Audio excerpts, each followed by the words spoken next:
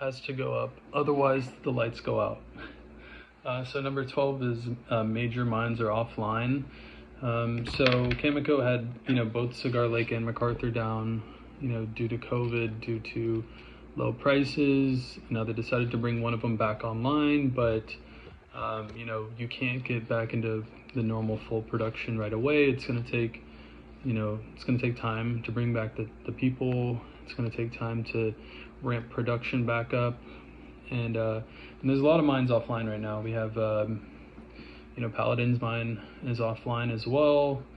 Lotus's mine is offline. Boss has a mine that's restart that's offline. So it takes time for these things to come back online. It's not like flipping a light switch. So that's another thing to consider. Just in general, if you want to bring production back and you want to start a new mine, it takes longer nowadays than it has in the past. There's just so much more like conscientiousness about the environment. Permitting takes longer, especially in like Canada, and that's where a lot of the big chunky supply is in Canada.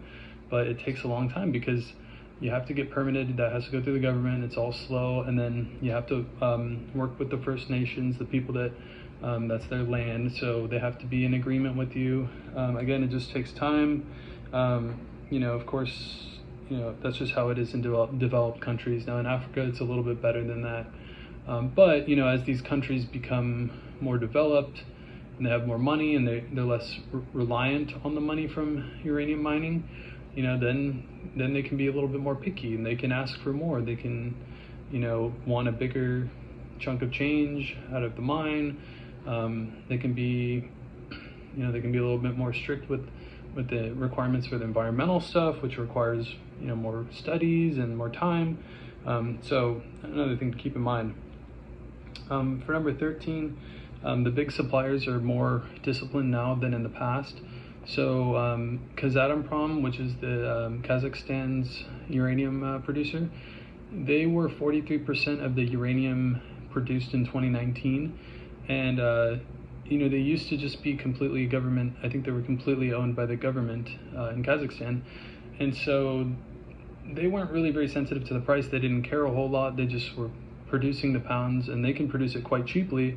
And so they kind of flooded the market, back in 2011, after 2011 Fukushima. So since then, they've gone public, and now Kazatomprom really does want to see higher prices because for a couple of reasons. One of them is, they don't want to be selling, a pound of uranium at $30 when they can be selling it at 60 or more. And just from a financial perspective, it doesn't make sense. For a stock that's a publicly traded company, it doesn't make sense.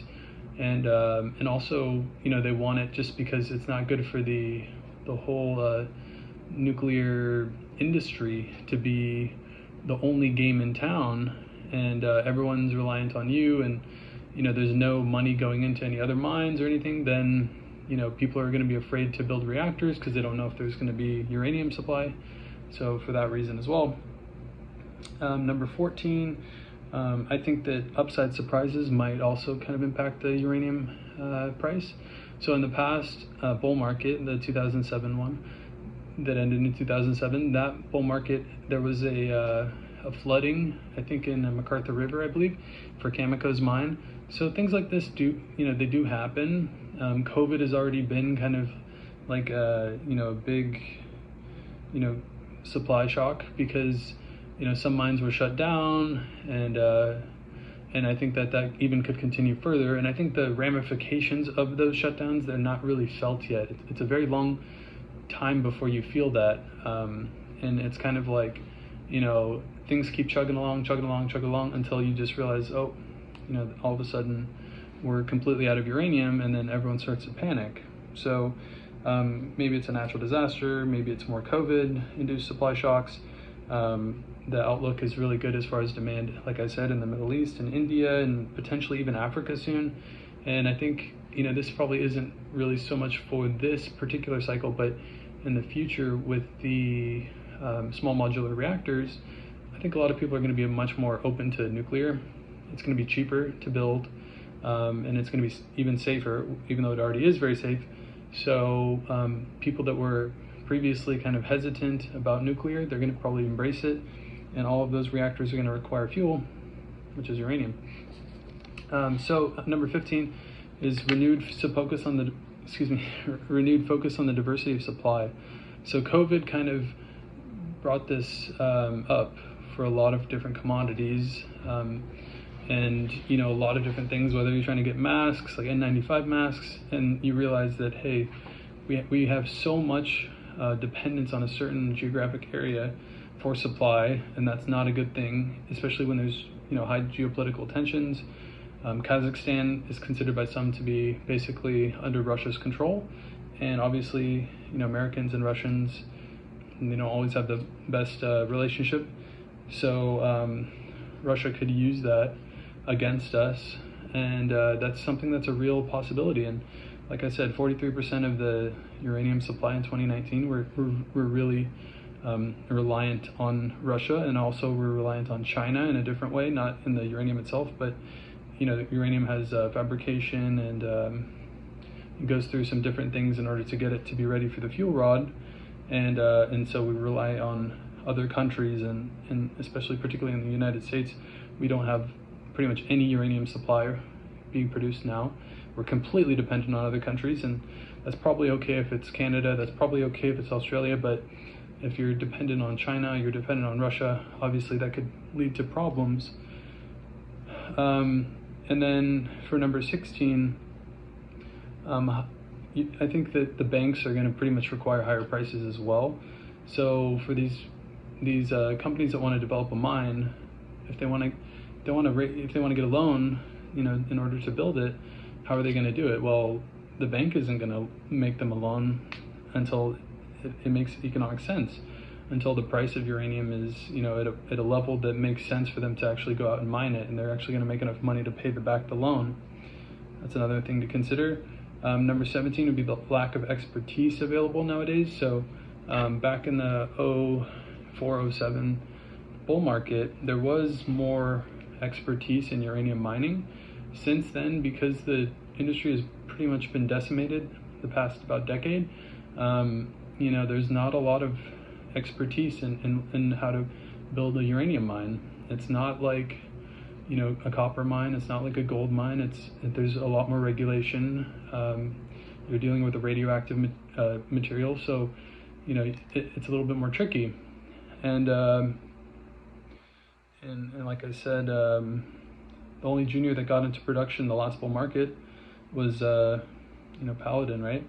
So that's going to show you how hard it is. So people, we have a lot of companies, developers, CEOs talking about how they're going to be in production, and it's but really history shows that there are a lot of them are just all talk, and they're not going to get in production this cycle likely. So number 18, some of the CEOs that I was just talking about, how they're kind of overinflating their ability to get into production. Well, not only that, they're also overinflating the economics behind their mines. So they might say that we need $50 uranium in order to start building the mine, but realistically it's going to be higher than that. They're going to need more.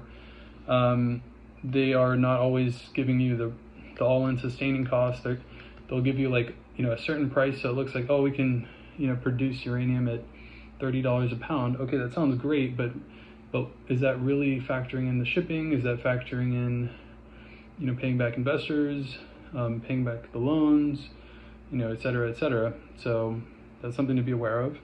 Number 19, basically the 9-year bear market disincentivized exploration and development of new mines. So there's not been a whole lot going on after 2011 up until 2020. Not a whole lot went on as far as developing new mines. Now there was one or two big deposits found, but if it's Arrow in Canada, that's not going to be online anytime soon. That's not going to be this cycle. So realistically, when you underfund exploration and development for so long, you're kind of setting yourself up for like a big shock. So Going into number 20, that's kind of like following on that. That commodities are cyclical. Uranium is no exception. It's highly cyclical in the sense that there's a boom and a bust. The price will often overshoot way above the cost of production, and then when supply finally comes online, then it crashes the price, and the price may stay depressed for a while, and that's where it's been.